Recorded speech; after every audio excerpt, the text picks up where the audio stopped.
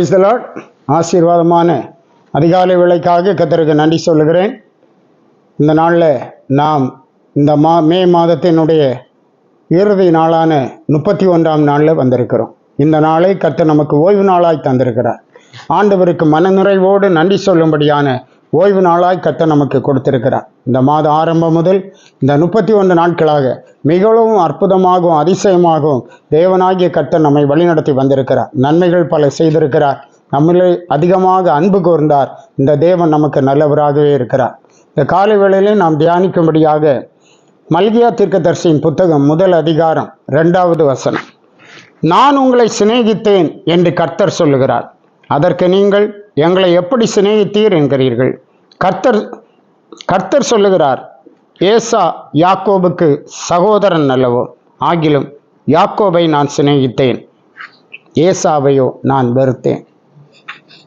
பாருங்க, இஸ்ரவேலின் தேவனாகிய கர்த்தர் தம்முடைய திருவுள சித்தத்தின்படி காரியங்களை இந்த பூமியிலே நடப்பிக்கிற தேவன். அவரை நோக்கி ஏன் இதை செய்தீர் என்று கேட்கத்தக்கவன் ஒருவனும் இல்லை என்று பார்க்கிறோம். அற்புதமான காரியங்கள், அதிசயமான காரியங்கள் அவர் செய்கிறார். இந்த காலை நேரத்திலும் கூட நன்மையான காரியங்களை கர்த்தர் நமக்கு செய்திருக்கிறார் என்கிறத நாம் நினைவு கூறவேன். இந்த 5ஆம் மாதம் ஆரம்பம் முதல் கடந்த நாட்களில் நீங்கள் வாழ்ந்த வாழ்க்கையை நினைத்து பாருங்கள். எத்தனையோ சூழ்நிலைகளில், பிரதிகூலமான சூழ்நிலையில், இக்கட்டான சூழ்நிலைகளில் கர்த்தர் உங்களை தாங்கினார், நடத்தினார், தப்புவித்தார், உங்களை உயர்த்தி வைத்தார். காரணம் என்ன? நான் உங்களை சிநேகித்தேன் என்று கர்த்தர் சொல்லுகிறார். அவர் நம்மீது அன்பு வைத்து நம்மை சிநேகித்தபடினாலே தான் அவர் அப்படி செய்திருக்கிறார். அதை குறித்து பவுலடியார் ரோமர் 9ஆம் அதிகாரத்தில் சொல்லுகிறார், 11ஆம் வசனத்தில் 10-11. இதுவும் அல்லாமல் நம்முடைய பிதாவாகிய ஈசாக்கு என்னும் ஒருவனாலே ரெபேக்காள் கர்ப்பவதியான போது பிள்ளைகள் இன்னும் பிறவாமலும் நல்வினை தீவினை ஒன்றும் செய்யாமலும் இருக்கையில் தேவனுடைய தெரிந்து கொள்ளுதலின்படி இருக்கிற அவருடைய தீர்மானம் கிரியைகளினாலே நிலை நிற்காமல் அழைக்கிறவராலே நிலை நிற்கும்படிக்கு மூத்தவன் இளையவனுக்கு ஊழியம் செய்வான் என்று அவளுடனே சொல்லப்பட்டது. தேவனுடைய தெரிந்து கொள்ளுதலின்படி இருக்கிற அவருடைய தீர்மானம் கிரியைகளினாலே நிலை நிற்காமல் அழைக்கிறவராலே நிலை நிற்கிறார். அப்போ நம்முடைய கிரியைகள் ஒன்றுமில்லை. நாம் ஒருவேளை நினைக்கலாம், நாம் பெரியவர்கள் என்று, நாம் பரிசுத்தவான்கள் என்று, நல்லவர்கள் என்று. நம்மை போல நல்லவர்கள் உலகத்தில் இல்லை, ஆகவே தான் கர்த்தர் என்னை அழைத்தார், தெரிந்து கொண்டார் என்று கூட பல எண்ணங்கள் சிலருக்கு இருக்கலாம். அப்படி இல்லவே இல்லை. அவர் அழைத்தார், நம்மீது அன்பு கூர்ந்தார்.